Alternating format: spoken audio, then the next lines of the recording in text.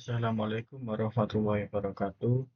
Perkenalkan, nama saya M. Syamar Al-Farizi Ramadhani dari Prodi Teknologi Rekayasa Pembangkit Energi.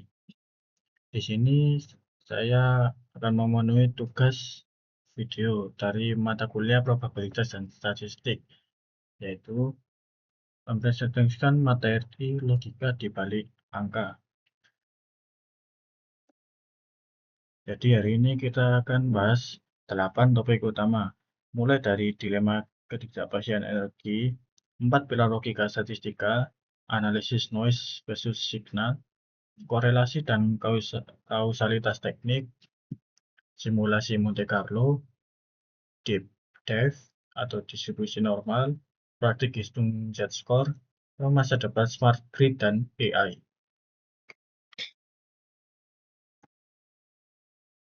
Nah, oke, kita mulai dari masalahnya dulu.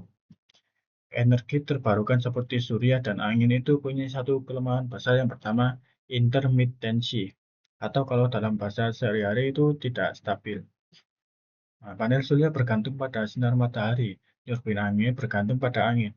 Dua-duanya sangat dipengaruhi kondisi alam yang tidak bisa kita kontrol. Nah, tanpa statistika, variabilitas ini jadi ancaman serius bagi stabilitas jaringan listrik nasional. Nah, untuk itu, disinilah statistika masuk sebagai alat untuk mengelola ketidakpastian itu. Nah, di teknik energi, kita tidak sedang mencari satu angka yang pasti. Yang kita cari adalah rentang kemungkinan, probability range, supaya kita bisa siapkan skenario terburuk sebelum itu terjadi. Misalnya nih, bukan besok produksi listrik 500 kWh, tapi besok kemungkinan 90% produksi ada di antara 450 sampai 550 kWh, dan ada 2% kemungkinan turun di bawah 400. Nah, itu yang dimaksud berbagai statistik. Kita tidak menyangkal ketidakpastian, namun kita justru malah mengukurnya. Nah, oke, masuk bagian pertama. 4 pilar logika statistika.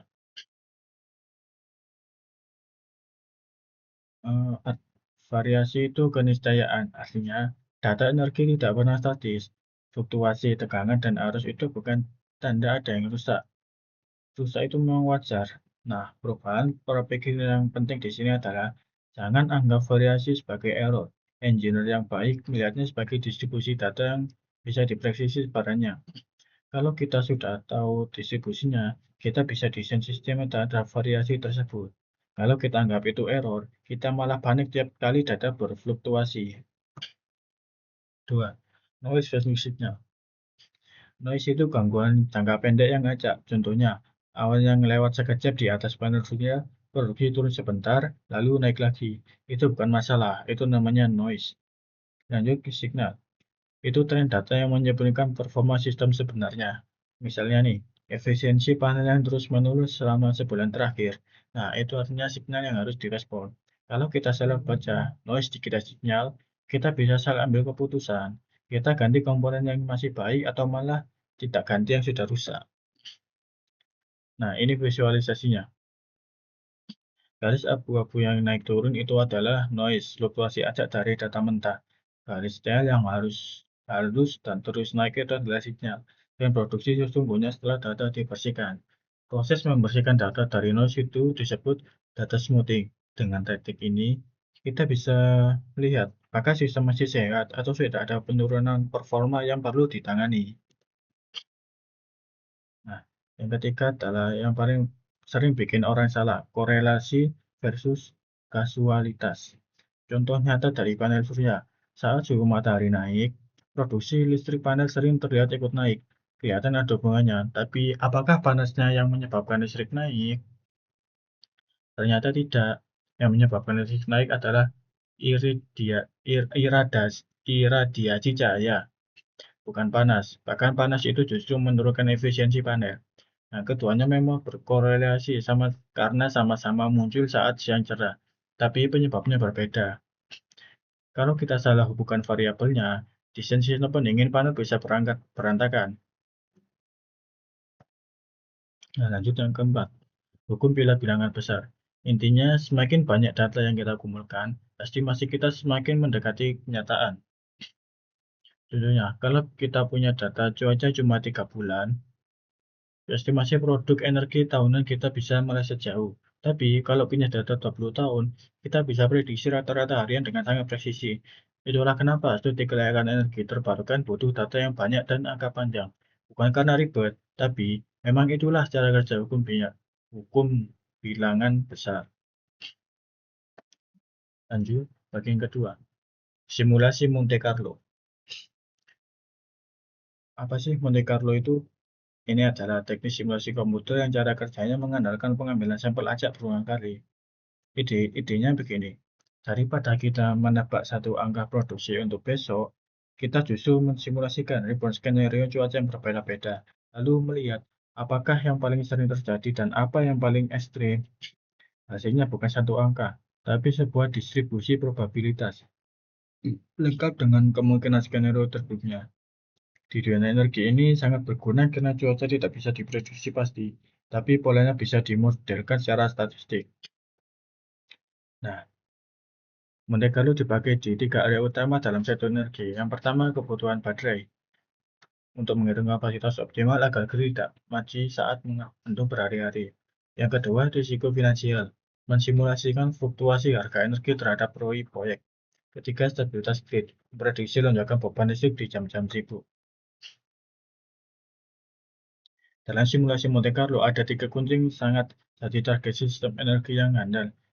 99% adalah reliability target, artinya sistem boleh gagal maksimal 0,1% dari total waktu operasi dalam setahun. 10.000 lebih literasi simulasi dijalankan untuk mendapatkan hasil yang akurat. Ini jumlah skenario yang dicoba.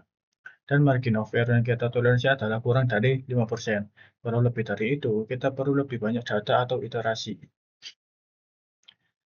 Nah, sekarang kita masuk bagian yang paling matematis, yaitu mathematical deep dive. Kalau kita ambil data produksi PLTS selama setahun dan kita upload sebagai grafik, tentunya akan menyerupai kurva lonceng atau yang kita kenal sebagai distribusi normal. Artinya, sebagian besar data produksi akan berkumpul di sekitar nilai rata-rata tahunan. Pemahaman ini penting karena kita bisa prediksi seberapa sering produksi akan berada di bawah ambang batas kritis. Nah, untuk mengukur seberapa jauh nilai suatu dari rata-rata, kita pakai rumus Z-score. Rumusnya adalah Z sama dengan X dikurangi mu dibagi sigma, di mana X adalah nilai yang mau kita cek, mu adalah rata-rata produksi, sigma adalah standar deviasi atau ukuran fluktuasinya, dan Z adalah hasilnya. Nah, sebelum dihitung, kita lihat dulu datanya. Ini data historis produksi PLTS 4 bulan. Januari dengan iradiasi 4,52 kWh persegi menghasilkan 120 mWh. Status saat ini masih normal. Februari sedikit lebih tinggi, 128 mWh, statusnya optimal. Maret adalah bulannya hujan. Iradiasi turun ke 3,20, outputnya cuma 85 mWh. Ini yang disebut status kritikal, dan April adalah puncaknya. Iradiasi 5,10, outputnya 135 mWh. Nah, sekarang studi kasusnya. Kita punya sistem dengan rata-rata produksi 500 kWh, standar deviasi 50 kWh, dan batas kritis di 400 kWh. Pertanyaannya, berapa probabilitas produksi energi besok akan jatuh di bawah ambang batas kritis 400 kWh yang dapat menyebabkan pemadaman bergilir? Nah, langkah hitungnya begini. Kita masukkan rumus Z-score, X adalah 400, MU adalah 500, sigma adalah 50. Nah, jadi Z sama dengan 400 dikurangi 500 dibagi 50, hasilnya sama dengan minus 2,0. Nilai negatif, nilai negatif artinya 400 kWh itu berada di 2 standar deviasi di bawah rata-rata. Nah, selanjutnya kita lihat tabel distribusi normal. Untuk Z sama dengan minus 2,0, nilainya adalah 0,228. Artinya probabilitas produksi jatuh di bawah 400 kWh adalah 2,28%. Nah, jadi hasilnya peluang defisit hanya 2,28%, artinya satu sehari kira-kira hanya ada 2 hari yang produksinya bisa jatuh di bawah batas kritis. Nah, kesimpulannya, sistem ini dinyatakan andal. Peluang gagal memenuhi beban kritis yang sangat rendah. Nah, terakhir, dengan integrasi big data dan kecerdasan buatan, prediksi statistika yang tadinya kita hitung manual bisa dilakukan secara real-time oleh sistem otomatis. Nah, ada 3 kemampuan utama yang muncul dari sini. Yang pertama, predictive maintenance. Sistem bisa tahu kapan komponen akan rusak sebelum benar-benar rusak. Nah, yang kedua, automated load balancing. Distribusi beban listrik otomatis tanpa intervensi manusia. Nah, yang ketiga, dynamic energy pricing. Harga listrik yang menyesuaikan kondisi supply dan demand secara otomatis. Nah, kesimpulan utamanya adalah, yang pertama, statistika adalah navigasi di tengah lautan ketidakpastian energi. Kedua, pilar-pilar logika mencegah kita dari kesalahan interpretasi data. Ketiga, simulasi Monte Carlo dan Z-score adalah alat wajib bagi engineer modern. Keempat, data bukan sekedar angka, tapi dasar dari keberlanjutan bumi.